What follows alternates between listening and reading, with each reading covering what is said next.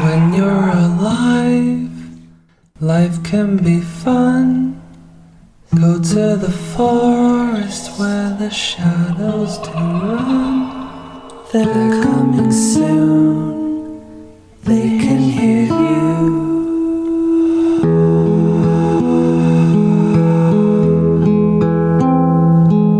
Story time.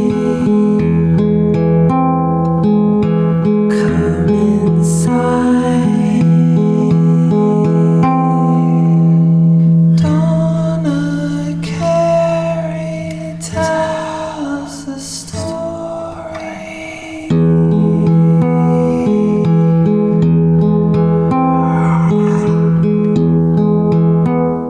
Hey y'all, I'm Donna. And I'm Carrie. And we are Paranormal Chicks. It is day 27 of 31 Nights of Halloween. This is something that we did with the CREEPINATI. We're calling it CREEPINATI Campfire Tales. And if you're new to the podcast and you're like, what the hell is a CREEPINATI? Those are people who are members of Patreon who get all kinds of special perks, including helping us with this episode by sending in some of the best campfire tales you've ever heard. So sit back, relax, roast your marshmallows, and get ready to get spooked. This one is from Chris from South Carolina. I have always loved Halloween, the dressing up, trick-or-treating, and most of all, the candy. I'm the youngest of my siblings, so by the time they had kids, my nieces and nephews are pretty close to my age, more than my siblings. As soon as I got my license, I was the one who took them trick-or-treating. This Halloween, I had taken the boys, 8 and 6, to the trick-or-treat trail, the not-so-scary haunted house, and around house to house. Always to people we knew because it was the 80s and those jackass people had already put razor blades in candy. They ruined my fun when I was a little kid. Of course, my mama and sisters had to check, aka steal, my good candy. We had left to start trick-or-treating by around 5, and we were on our way home around 8:30 or 9. We lived out in the boondocks, and we were about 15 minutes from town. Here we are in my little Samurai, bouncing in the dark. We come around a curve, and there's this old farmhouse isolated, and I could see the yard light. As I got closer, I saw something walking into the road. It was Michael Myers. I started screaming, and he walked right in front of me, crossing the road. It was a scene straight out of the movie. The slow walk, the mask, coveralls. I'm terrified. The boys pop up to see what's wrong.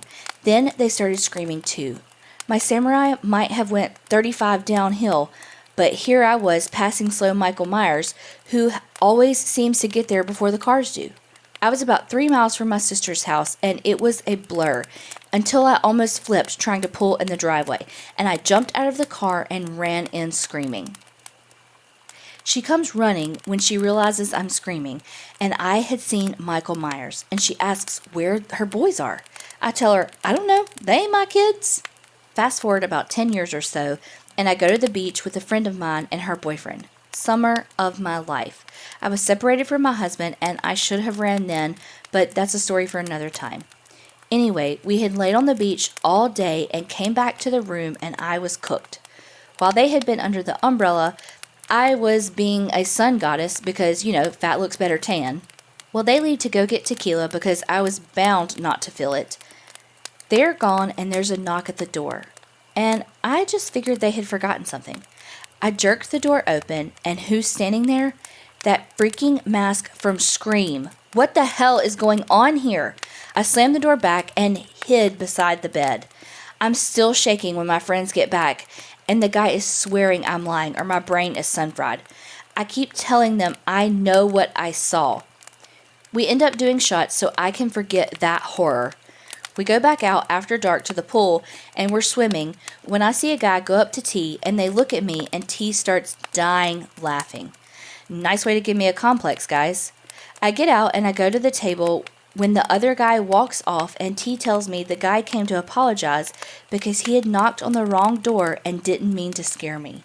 We start talking, and I tell them the story of Michael Myers and how I feel cursed that all these scary movies were haunting me. When I tell them the Myers story, S stares at me and says that was my brother.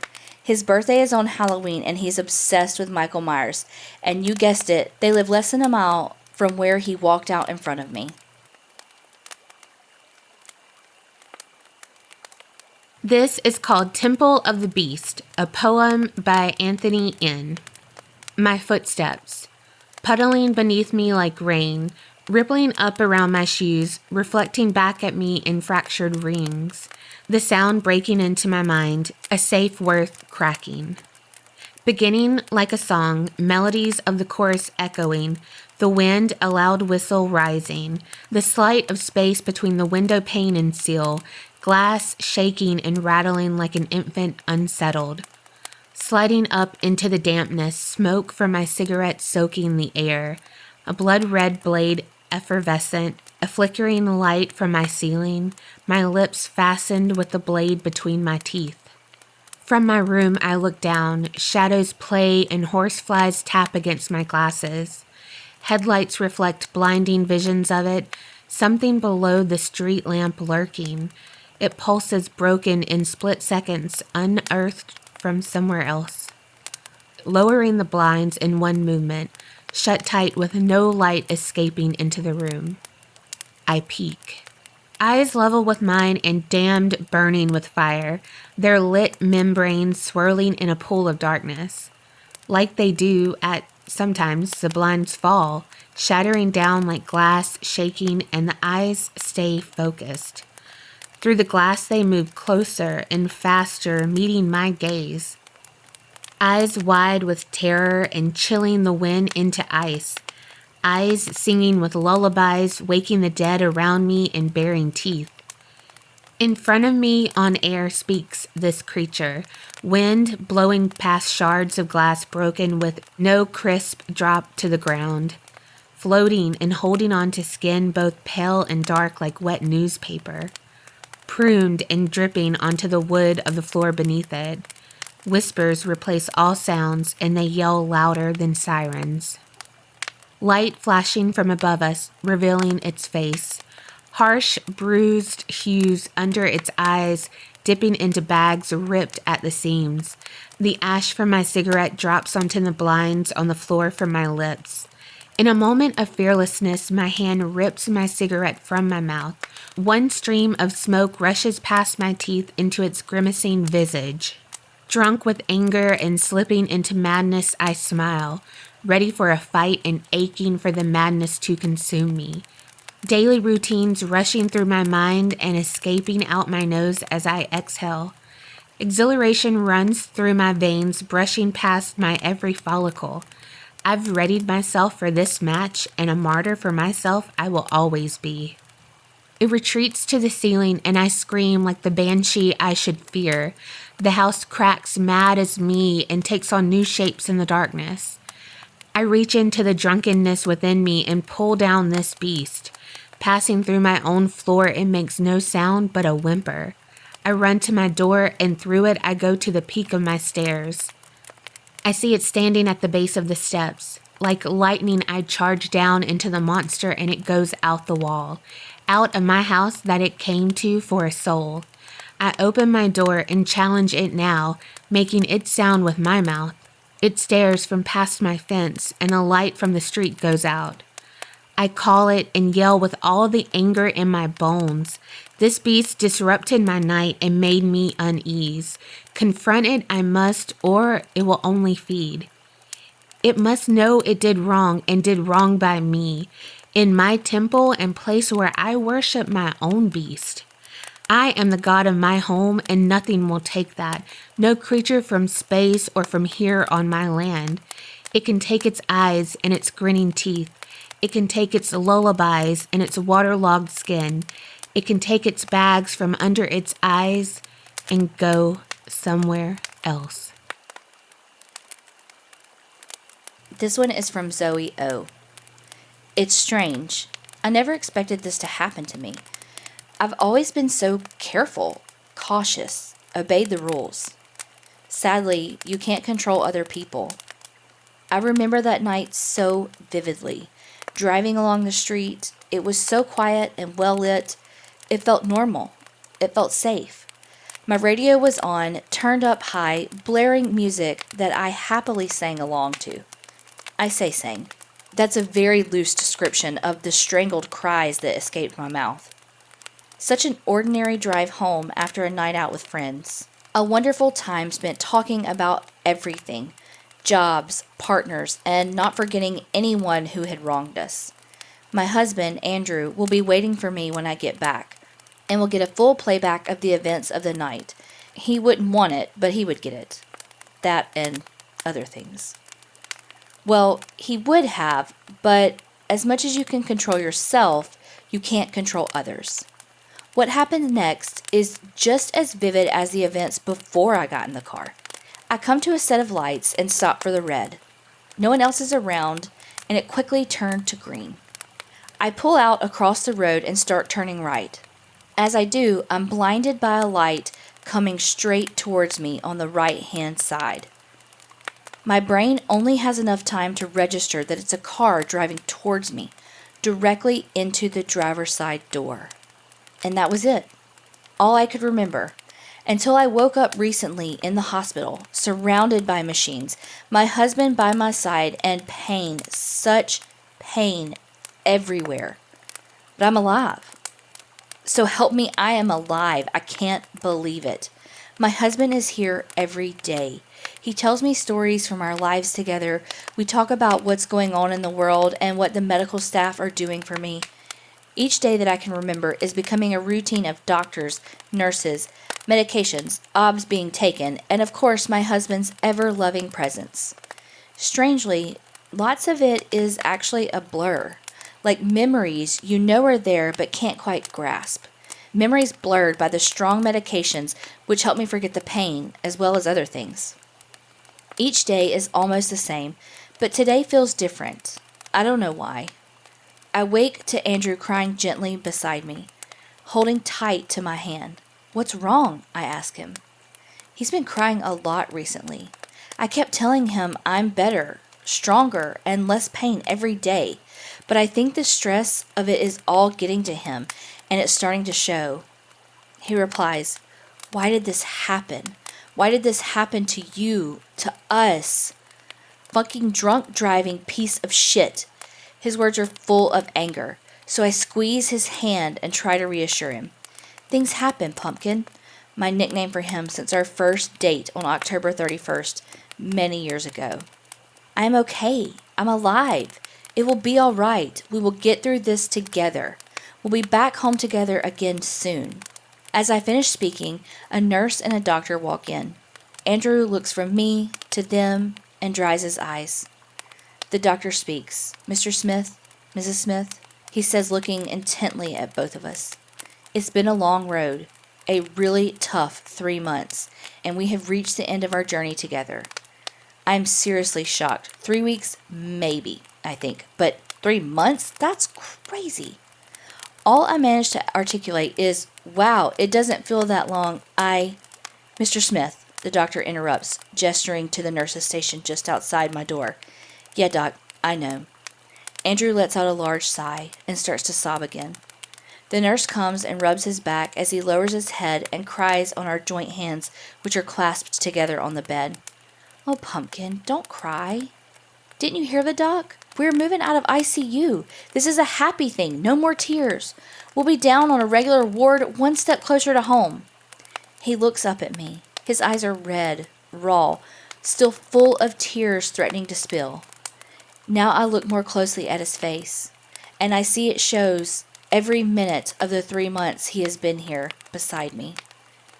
He is aged, and it makes me realize where these tears are coming from.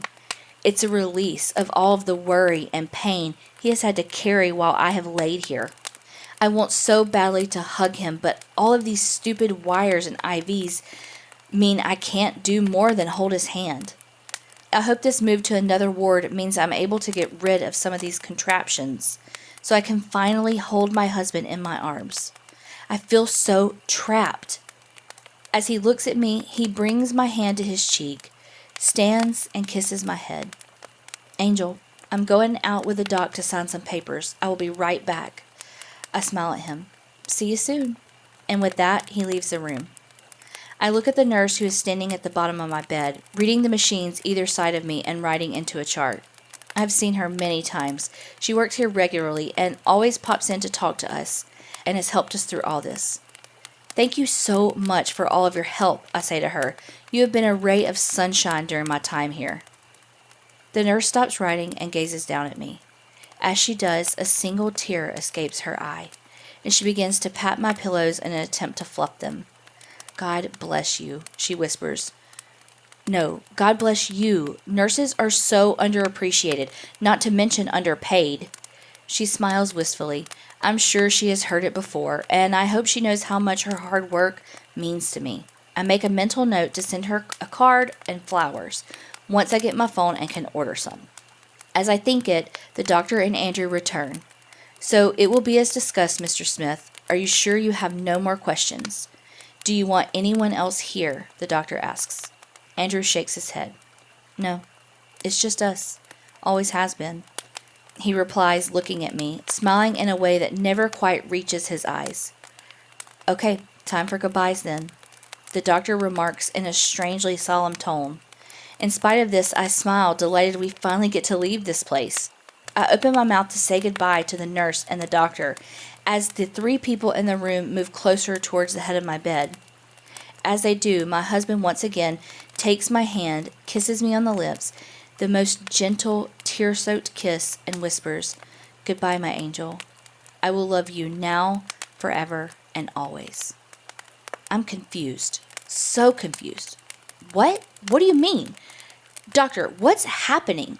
I look to see him and can barely make out the edge of his white coat close to the monitors beside my head. Just at the edge of my vision, I realize I can't move my head to look more carefully. I can't even move my eyes. Mr. Smith, I'm so sorry. We've done everything we can, but your wife has no signs of brain activity anymore. It's time. What? I scream. Are you joking? I'm okay. Why aren't you listening to me? What's happening? I'm kicking, screaming, tossing myself around the bed, fighting what I had just heard. Except I'm not fighting at all. The wave of fear crashes into me at the same time as a flood of memories.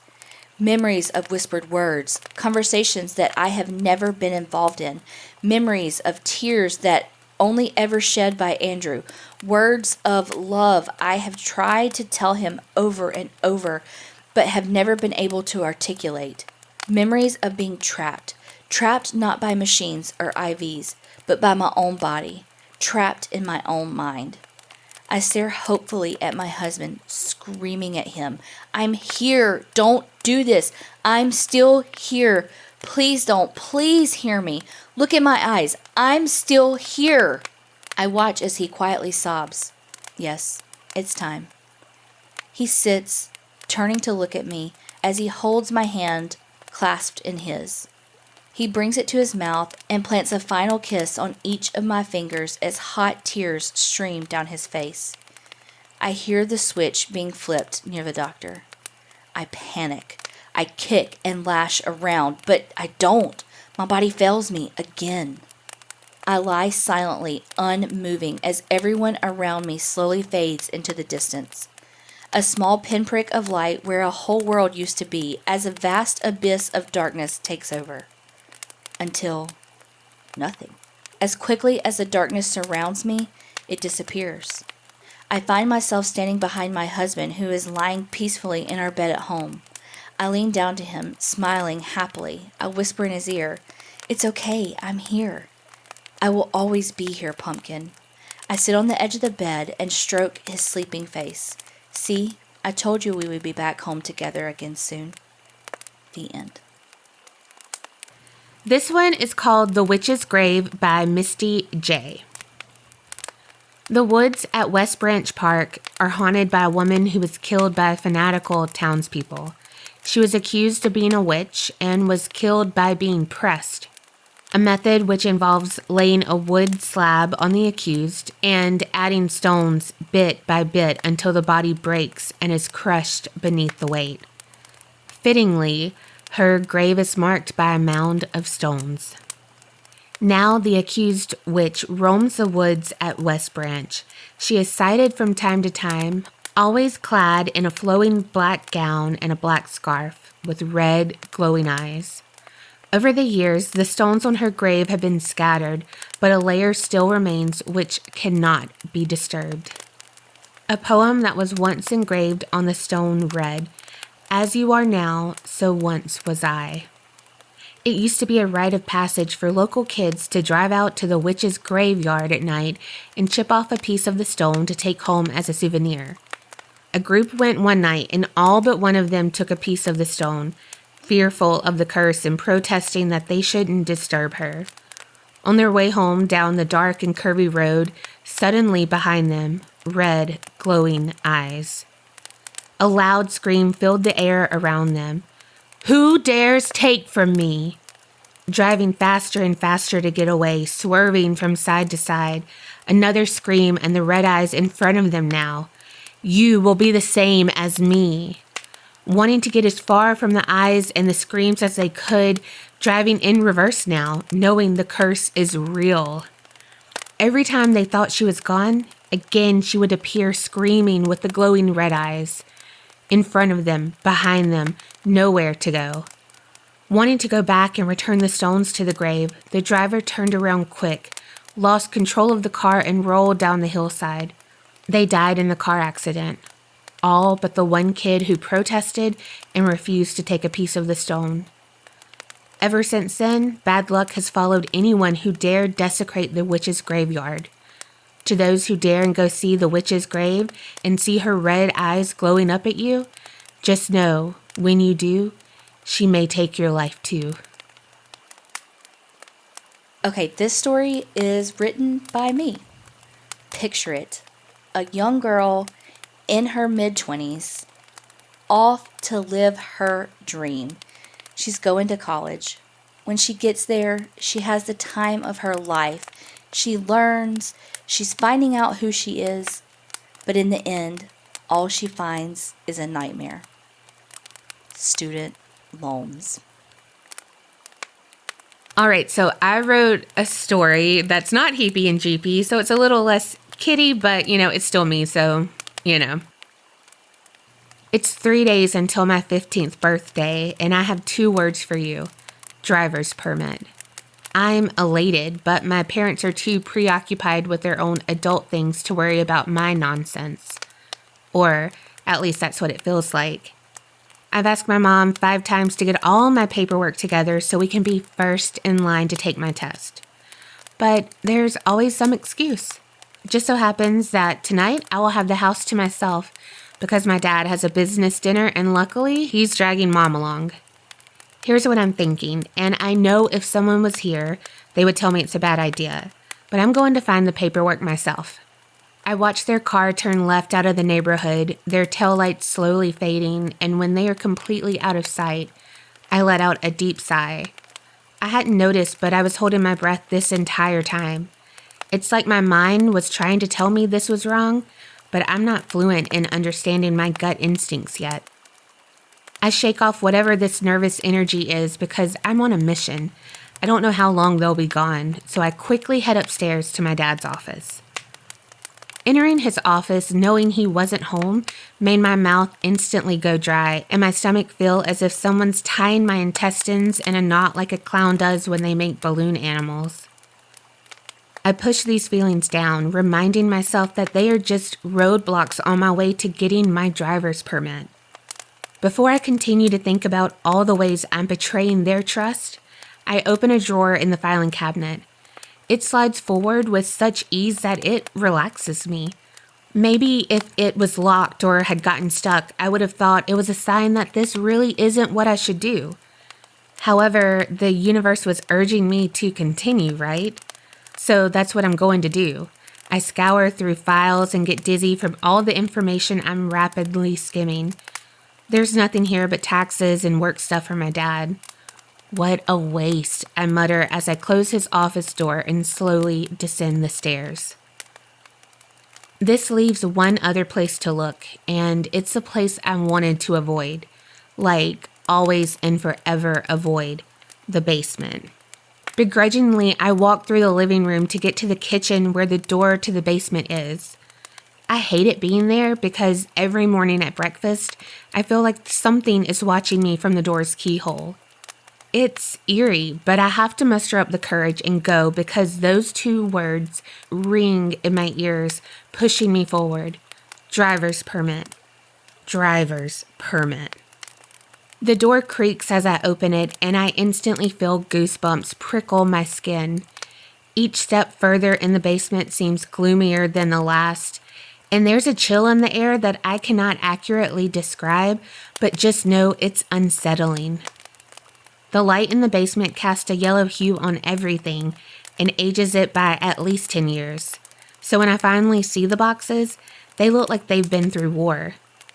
I heave one box after another off the stack and onto the floor until they all surround me in a circle.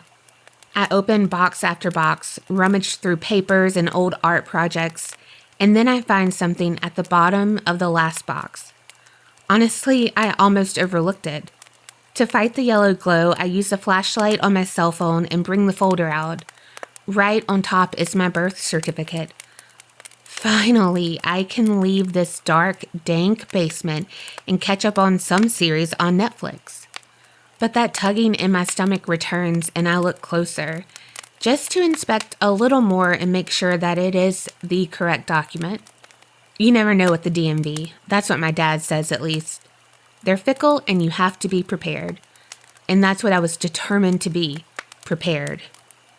However, I was not prepared for what I saw next. There must have been a mistake. The birth certificate says Brenna McDougal, but my name's Brinley, and I'm an only child. I lay the certificate aside and start to dig through the other paperwork in the folder, and that's when I find it. There's a death certificate, and there's the name again, Brenna McDougal. I don't know what this means, but it's on my birth date, and from what I can gather, Brenna, whoever that is, only lived for 3 minutes. I try to blink away my confusion, but it's no use. I've tiptoed my way into some mystery, and before I can solve it in the basement, I hear what sounds like a car door. I throw the papers back in the folder and grip it tightly against my chest as I charge up the stairs and slam the basement door shut behind me. I don't even wait to see if it's my parents returning home. I don't even know what time it is. It's like minutes ticked by as fast as hummingbirds flap their wings while I was in the basement. I quietly shut my door and make sure all the lights are off because I don't want to be disturbed. I collapse onto my bed with the papers sprawled in front of me and use my cell phone again as a flashlight. I've watched a lot of crime TV, so I know the details are important. Taking my time, I go line by line on the birth certificate. She was born 3 minutes before me. Those 3 minutes, she was breathing. Then I was brought into this life as hers was ending. I shudder at the thought of how fragile life really is. The similarities between us make my throat feel tight and my heart ache. Our strawberry blonde hair, same height and weight. The one difference is she had green eyes and I have blue. Well, and I have a life and she's only alive on this paper. I can't help but wonder if her freckles would be in the same pattern as mine. Mom always calls them my sprinkles, and I thought I was special. But what if Brenna and I shared this? That would have been really special. My thoughts are scrambled and my body is riddled with emotion as soft sobs escape, so I bury my face in my pillow. I have a sister. Had a sister. That means we shared 9 intimate months together. I've always wanted a sister, and I had one, and no one ever told me about her. 14 years of lies, and to think I thought I was betraying my parents tonight. They betrayed me my entire life. My sobs turn into wails, so I muffle myself more in the pillow and continue to wish for a life with my twin. I had a twin, Brenna McDougal. I have needed that sisterly support for so long. I could have stolen her clothes and us gotten in stupid fights that ended with bouts of laughter like siblings normally do. That's what I see on TV anyway.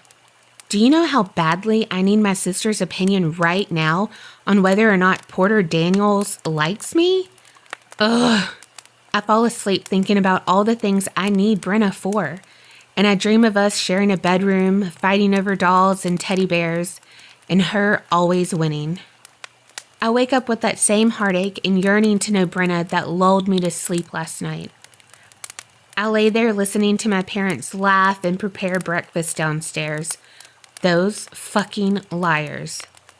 Tears well up in my eyes, and even though I try to fight them back, I quickly surrender, letting them stain my cheeks with sadness. I have to compose myself. I cannot go downstairs and eat pancakes while panicking inside and wanting to rip their tongues out because they held secrets that I couldn't even begin to think were real. I drag myself to the shower in hopes of the hot water washing away the resentment that is radiating from my body. It must have worked because breakfast was fine, small talk, and I even forced a laugh or two. And they were none the wiser. I told them that I wanted to go ride my bike on the trail, and they agreed I could. I gathered my pink helmet and opened the garage to collect my pink bike. Obviously, pink is my favorite color. And then a tinge of pain twisted inside of me because I wondered what Brenna's favorite color would be. I hopped on the bike and pedaled away from the house that was now suffocating me with secrets. The wind chapped my face, but with each gust, I felt freer. The ends of my hair flowing wild under the helmet, and for that moment, I was normal again. Brinley, an only child who was okay with being alone. But how long would that last? The answer is not even a minute, because I thought maybe I'm not alone. Maybe I've never been alone. Maybe the feeling of being watched wasn't a bad thing. It meant that Brenna was watching over me. I need answers. I need to know if Brenna is there in that house. And then my mind flashes to that silly YouTube video I watched with some friends about how to make your own Ouija board. But they said it was too dangerous, so we never tried it. But it's my sister, my fucking twin. Even if I wanted to keep cycling away from the house, there was now a pulling sensation that stirred inside of me, hooking around my heart and latching on with no sight of letting go. So I skidded to a stop and circled back to head home. My legs started to cramp a little because I was pedaling so fast, but I couldn't stop. I had to get back. I had to talk to Brenna. I had to talk to my sister. This was happening, and my soul felt like it was going to be complete for the first time in forever. I ran inside, unhooking my helmet and tossing it on the counter. I didn't even stop when my mom yelled at me about being inconsiderate. "Yeah, lady, pot meat kettle," I thought as I sprinted up the stairs. I got my laptop out to watch the video again, taking note of the supplies I would need. I quickly eased my way down the stairs, creeping into the basement, and I didn't even bother turning on the light once I was there. I knew what I needed, that box of old art projects. Thanks, Mom, for being a hoarder. I thumbed through some of the creations and only gathered what I needed and slinked my way back upstairs to my room. I carefully deconstructed my old art and created the board. My proudest moment is that I thought to use the magnifying glass from my Harriet the Spy costume as the planchette. I tried to quiet my mind, slow my breathing, and let my fingertips rest on the quote-unquote planchette. Is anyone here? Nothing. Does anyone want to talk? Nothing. Is it close to my birthday? And then the planchette moved. O-U-R-S. Hours. My skin tingled with anticipation and I let out a long but soft breath. Are you my sister? Yes. What's your name? B-R-E-N-N-A. I gasped and tears fell without any warning. I cried even harder when I looked at my fingers on the planchette and thought how this was the closest we would ever be to holding hands like we might have done in the womb. Do babies do that? We would have. I swallow down my heavy emotions and continue on. Trying to lighten the mood, I ask, does Porter Daniels like me? Yes. Really, Brenna? Yes. I need deets. How can we talk more? CHANT. Chant? Okay, chant what? I know some cheers. I reply, cringing as I say it because it sounds so lame. Then the planchette began to move a little faster, zooming to form the words pen and paper. I rummage through some of the art I didn't use and find a marker and flip over one of my paintings from 3rd grade and use the back. My eyes follow the movement of the planchette and jot down each letter, trying to keep up with my sister. I look at the letters scribbled on the page and organize them into coherent sentences. I am half of a whole. My sister is my soul. Please bring her to me, and I will surely thank thee. Then there were leftover words such as mirror and candle. So I've seen the craft more times than I'd like to admit. I can put 2 and 2 together. I need to get a candle, sit in front of a mirror, and chant this phrase. Simple enough. Then maybe I could hear her voice, my sister's voice. The only candle I can find is mahogany teakwood, but if she's my twin, she would love it as well. I quickly lock my door and then light the 3 wicks of the candle and take my seat at my vanity. The candle flickers and dances across my face as I lick my lips and start to chant softly. I am half of a whole. My sister is my soul. Please bring her to me, and I will surely thank thee. Over and over, getting a bit faster each time, letting the desperation drip from my tongue. But nothing.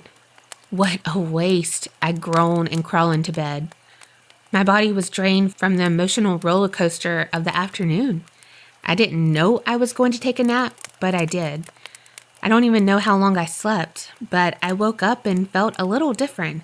I felt like something inside me had shifted. I shrugged it off and sat up on the edge of my bed, and out of nowhere, I thought I might snap a quick selfie and send it to my besties about the catnap just to make them jealous. I went to review it just to make sure my bedhead wasn't too terrible, but then dropped the phone completely and wanted to scream, but I couldn't even get a breath out. Finally, after regaining my composure, I bent over and reached for the phone, picking it back up and zooming in on my face.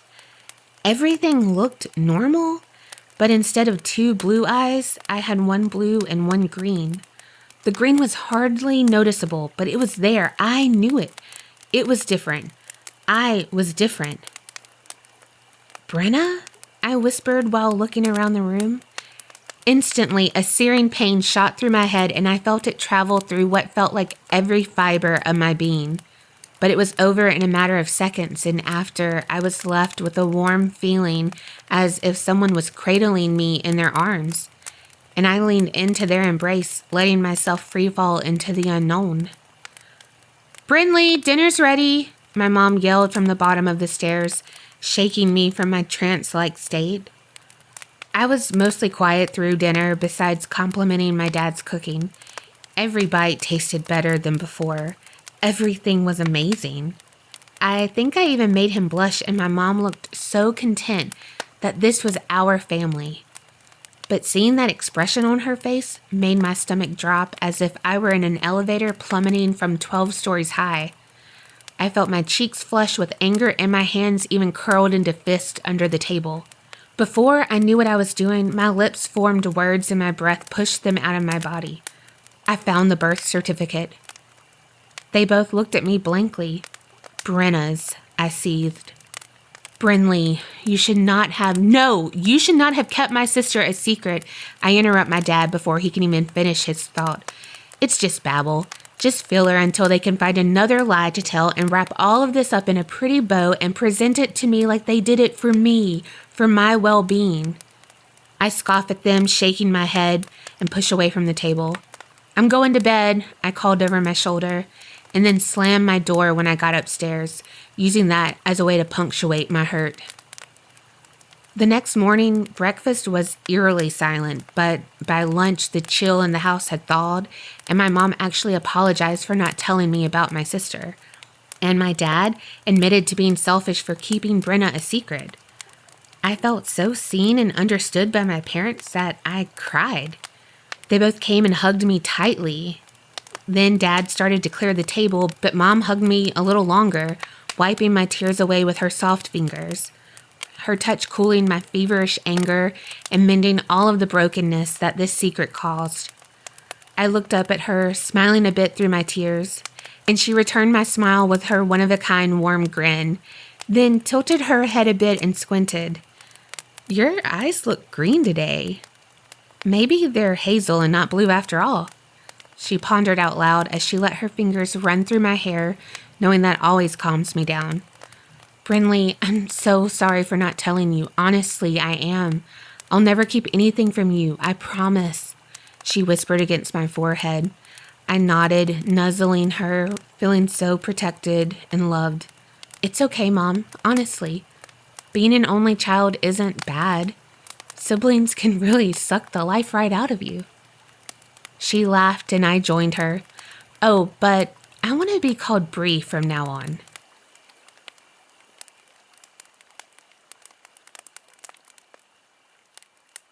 As we round out the last week of 31 Nights of Halloween, we hope that these stories were just spooky enough to get you in the mood for Halloween. Thank y'all in the CREEPINATI who submitted the stories. We absolutely loved them. They were so amazing. So happy Halloween, and remember, Creep it real and don't get scared.